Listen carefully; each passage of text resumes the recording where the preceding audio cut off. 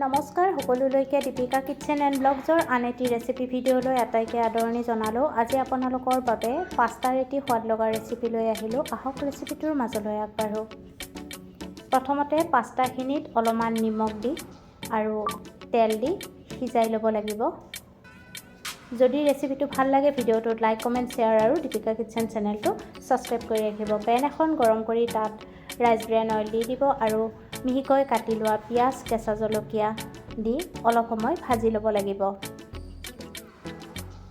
অলপ ভাজি লোৱাৰ পিছত তাত মিহিকৈ কাটি লোৱা বিলাহী এটা দি দিব আৰু সোৱাদমতে নিমখ, জিৰা, ধনিয়া গুড়ি আৰু অলপমান গৰম মছলা গুড়ি দি দিব আৰু তাৰপিছত লৰাই 1 মিনিটমান সময় ভাজি ল'ব লাগিব।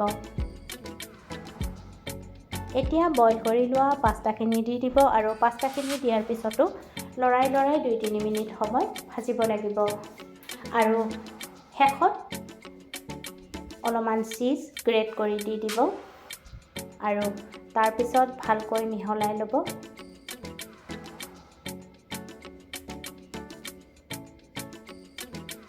আৰু এতিয়া অৰেগেনো আৰু চিলি ফ্লেক্স দি দিব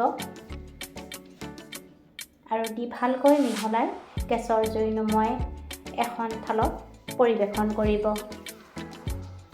আৰু শেষত আৰু অলপমান চীজ গ্ৰেট কৰি দি দিব। ৰেচিপিটো ভাল লাগিলে লাইক কমেণ্ট আৰু চেনেলটো ছাবস্ক্ৰাইব কৰিব। আজিলৈ আহিলোঁ, ধন্যবাদ।